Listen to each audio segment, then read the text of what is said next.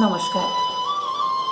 কবিগুরুর জন্মদিন উপলক্ষে আমাদের নিবেদন একটি শ্রুতি নাটক, সৌমিত্র বসুর লেখা নতুন বৌঠান। মৃত্যুর সময় ঘনিয়ে এসেছে। কবি মনে হয় তা বেশ বুঝতেও পারছেন। অশক্ত দেহে বিছানায় শুয়ে বহু পুরাতন ঘটনাবলী স্বপ্নের মতন তার চোখের সামনে যাতায়াত করছে। মনে করা যাক তেমনই এক রাত্রি।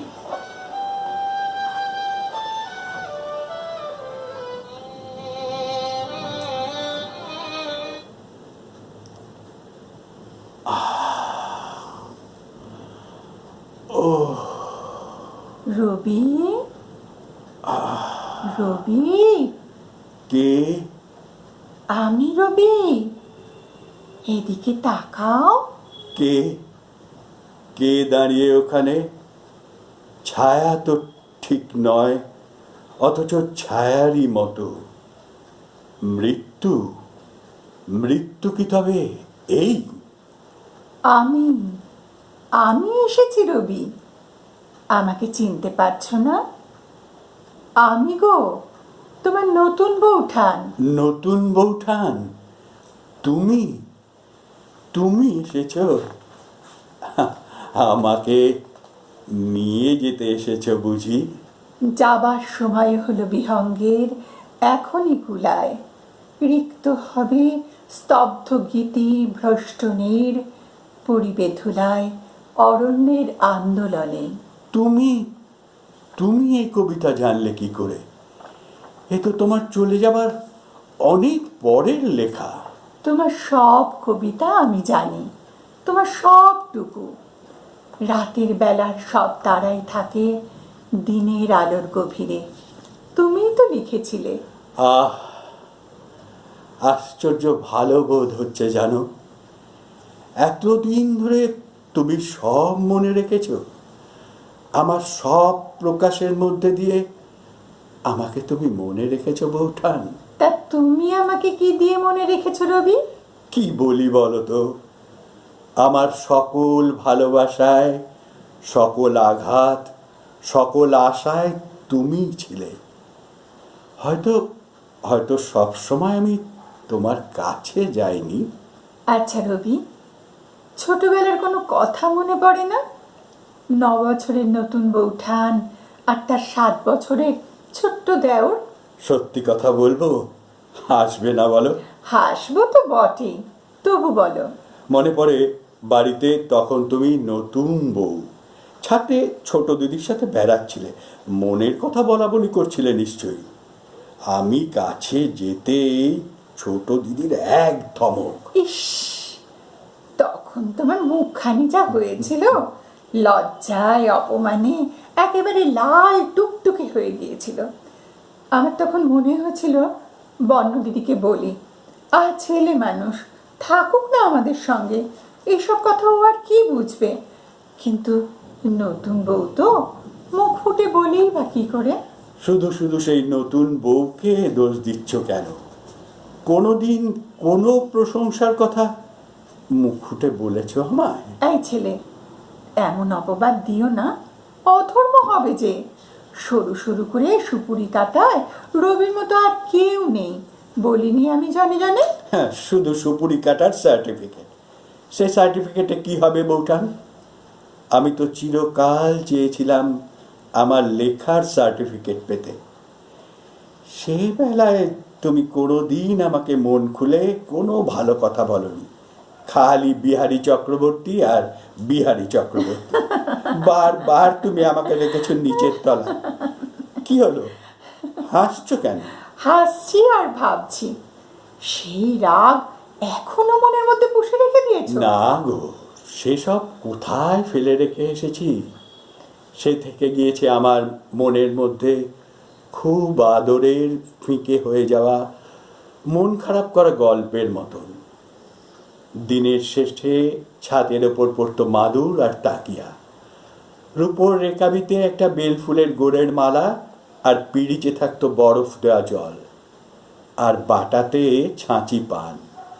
তুমি একেবারে গা ধুয়ে চুল বেঁধে তৈরি হয়ে বসতে, গায়ে একটা ফিনফিনে চাদর উড়িয়ে জ্যোতি দাদা বেহালায় লাগাতেন ছড়, আর আমি ধরতুম চড়া সুরের গান। সূর্য ডোবা আকাশে ছাদে ছাদে ছড়িয়ে যেত তোমার গান, হু হু করে দক্ষিণা বাতাস উঠত দূর থেকে, তারায় তারায় ভরে যেত আকাশ। আমিও গাইতাম জোড়াসাঁকোর ছাদে বসে, কিংবা চন্দননগরের মোরাম সাহেবের বাংলোয়। বাইরে ঘন ঘোর বর্ষা, ঝাপসা নদীর ওপর ডাকাতের মতো বৃষ্টি ঝরে পড়ছে অবিরাম, আর চারদিক খোলা সেই গোল ঘরে আমরা দুজন মুখোমুখি বসে গান গাইছি। গানের পরে গান, অশেষ, অনন্ত। সেই সব দিন থেকে গেছে আমার লেখায়, সেই সব প্রসঙ্গ উল্লেখ করেছিলাম আমার লেখার মধ্যে। লেখার মধ্যে লেখা রইল, এক লেখা তোমার আর আমার জন্য, আরেক লেখা অন্য সকলের জন্য। ঠিক যেমন তোমার রক্তকরবীতে কিশোর বলেছিল, ওই গাছটি থাক আমার একটি মাত্র গোপন কথার মতো। ঠিক তাই, নন্দিনী আর কিশোরের মধ্যেও তো আমরাই ছিলাম। জানো রবি, সেই সব দিনগুলো আমাকে গোলাপের মতো ফুটিয়ে তুলেছিল। কে কাকে ফুটিয়ে তোলে নতুন বৌঠান, কিন্তু ভাবতে অবাক লাগছে, এসব ভালো লাগার কথা তুমি তো আমাকে কখনো মুখ ফুটে বলনি। জানি না বললে কি হতো, তবে আমার কম বয়সের কষ্ট হয়তো একটু কমতো। তবে বলি শোনো, আমার ভয় হতো তোমার লেখা শুনে। ভয়? কিসের ভয়? মনে হতো এক আশ্চর্য গঞ্জি টানা সংসারে একে ধরবে না বেশি দিন। বোকার মতো নিন্দে করে তোমাকে বেঁধে রাখতে চেয়েছিলাম, ভাবতেও পারিনি জোর করে কি কাউকে বেঁধে রাখা যায়। নিন্দে করেও যায় না, তোমার দাদাকেও আমি বেঁধে রাখতে পারিনি কোনোদিনও, রাখতে চাইও নি কোনোদিন। ছি ছি ছি, এসব এসব কি বলছো? দাদা তোমাকে ভালোবাসতেন, খুবই ভালোবাসতেন। তা তো আমি কোনোদিন বুঝতে পারিনি ঠাকুরপো। সারাদিন পর বিকেল বেলায় তোমার এই গানের জন্য ফুটন্ত গোলাপের মতো উন্মুখ হয়ে বসে থাকতাম। তাম্র থালায় গোড়ে মালাখানি গেথে সিক্ত রুমালে যতনে রেখেছ ঢাকি, ছায়া হেলা ছাদে মাদুর দিয়েছ পেতে। কার কথা ভেবে বসে আছো জানি নাকি। কি যে বলো, তিনি তো আসতেনই না সব দিন, মাঝে মাঝে থেকে যেতেন বেজেতওয়ালার বাড়িতে। তারপর একদিন তারপর তারপর একদিন কি হলো বলো। বলতে কষ্ট হয়, আজও এতদিন পরেও। তোমার দাদার চোব্বার পকেট থেকে পেলাম একজন অভিনেত্রীর চিঠি। আমি তো সুন্দরী ছিলাম না কোনোদিনই। ছিলে না? কি আশ্চর্য দুটি চোখ ছিল তোমার নতুন বৌঠান। আমি যতবার ছবি আঁকতে গেছি, কাগজে তোমার ওই চোখ দুটি ফুটিয়ে তুলেছি। কিন্তু এবারে সবাই তো আমাকে পছন্দ করেননি। করেননি? কে? কেন? মেজ ঠাকুর। চিঠিতেও তিনি লিখেছিলেন আমি যে কোনো অংশে আমার স্বামীর উপযুক্ত হতে পারি, তার তো তিনি বিশ্বাসও করতেন না। ঠিকই তো, তোমার দাদার কত রূপ, কত গুণ, কত বিদ্যে, আমি তো উপযুক্ত নই তার। সেই অভিমানেই তুমি অমন করে চলে গেলে নতুন বৌঠান। নতুন বৌঠান, সেই অভিমানেই কি? তুমি খুব কষ্ট পেয়েছিলে না? তুমি জানো না, আমার পায়ের নিচ থেকে যেন মাটি সরে গিয়েছিল, আমার আকাশের সব আলো নিভে গিয়েছিল। সেই শূন্যতার কুহক কোনোদিনই খুঁজবে এমনটা আমি কোনোদিনও আশাও করতে পারি না। আমি জানি, তুমি যখন সারাটা রাত খ্যাপার মতন ছাদে ঘুরে বেড়াতে, তখন কতবার চেষ্টা করেছি তোমার সামনে এসে দাঁড়াতে, তোমার মাথায় হাত বুলিয়ে দিতে, তোমাকে বলতে, এমন পাগলামি করে না রবি, যাও গিয়ে শুয়ে পড়ো, যাও ঘুমিয়ে পড়ো। কিন্তু মানুষ যা পারে আমরা যে তা পারিনি রবি। বৌঠান, আমাকে তুমি খুব ভালোবেসেছিলে, তাই না? আর আমাকে আমাকে তুমি ভালোবাসনি রবি? খুব, খুব।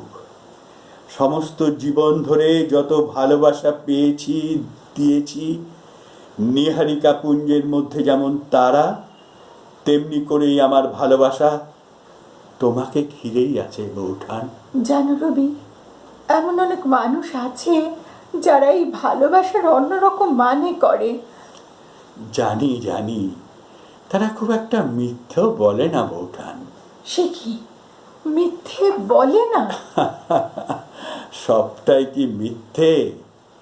ভালোবাসা যখন ছোট পুকুরের জল, তখন এই পুকুর ও পুকুর বলে ভাগ করা যায়, কিন্তু যখন বন্যা আসে তখন স্নেহ, প্রেম, বন্ধুত্ব সব একাকার হয়ে যায়।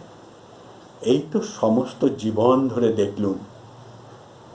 কিন্তু কিন্তু আমার কথার উত্তর দিলে না তো। কেন তুমি অমন করে চলে গেলে? দাদার উপর এত অভিমান হয়েছিল তোমার? শুধু তোমার দাদার ওপর নয়, তবে? স্বর্ণ দিদির মেয়ে উর্মিলাকে মনে আছে তোমার? হ্যাঁ। ভগবান তো আমার কোলে কিছু দেননি, তাই ওকে নিয়েই সন্তুষ্ট ছিলাম। একদিন একদিন তেতলা সিঁড়ি দিয়ে হুড়মুড় করে নামতে গিয়ে সিঁড়ির নিচে উপুর হয়ে আছে মেয়েটা, দেহটা যেন দুমড়ে মুচড়ে গেছে, থোকা থোকা চুলে জমাট বেঁধে আছে রক্ত। মা গো! মনে আছে।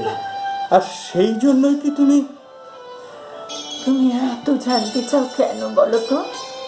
আচ্ছা রবি, সব প্রশ্নের কি উত্তর হয় না উত্তর পাওয়া ভালো? তা বটে। তবে জানো, সমস্ত জীবন ধরে আমাকে একটা কষ্ট বয়ে বেড়াতে হয়েছে। লোকে বলেওছে এমন কথা। আমার বিয়ের কথা যখন চলছিল, তখন তুমি একবার আত্মঘাতী হবার চেষ্টা করেছিলে, আর আমার বিয়ের ঠিক 4 মাস পরে। না বৌঠান, উত্তর যদি না দিতে চাও দিও না। জানার যদি কিছু বাকি থেকে যায়, থাক। শোনার কি আর সত্যি কিছু বাকি আছে রবি? ছাদে একটা বাগান করেছিলাম, নাম দিয়েছিলাম নন্দনকানন, মনে পড়ে? মনে পড়বে না? ওই বাগানই তো ছিল আমাদের সব কিছু। নষ্টনীর বলে একটা গল্প লিখেছিল, তার মধ্যে ছিল তোমার ওই নন্দনকাননের ছবি। শুধু নন্দনকাননের নয় গো, আরো অনেক কিছু ছবি ছিল রবি। আর সেটা নিছক বানানো গল্প ছিল না। কোনো গল্পই কি বানানো গল্প হয়? কত রন্ধ্রপথ দিয়ে জীবন এসে মেলে। কিন্তু কিন্তু নন্দনকাননের কথা কি বলছিলে? আমি বুঝতে পারছিলাম ধীরে ধীরে আমার নন্দনকানন শুকিয়ে আসছে। উর্মিলা চলে গেল, তোমার দাদাও সরে যাচ্ছেন, আর তুমিও। খাঁচায় বন্দি শ্যামা পাখিটার মধ্যে নিজেকে দেখতে পেতাম। বিশু যখন তার কাপড়ের বোঁচকা আমার চোখের সামনে মেলে ধরলে, নানা ধরনের কাপড় যেন আমার চোখের সামনে নানা রঙের আলপনা মেলে ধরেছে। হঠাৎ মনে হলো, এত রং তো আমার ঘরে মানায় না। কেমন করে বলেছিলাম, আজ আর কিছু মনে নেই, শুধু মনে পড়ে তার চোখ দুটো আমার দিকে তাকিয়েই আছে।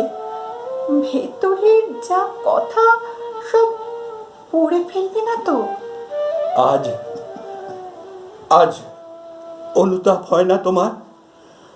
কতটা বাকি ছিল জীবনের, কত আশা, হতাশায়, বিশ্বাসে, প্রবঞ্চনায় অন্ধ দেওয়াল আর সেই পাথর ফেটে বেরিয়ে আসার সম্ভাবনায় কত কত সব অভাবিত বাঁক নেয়া এই জীবন 25 বছর বয়সে শেষ করে দিলে বউঠান।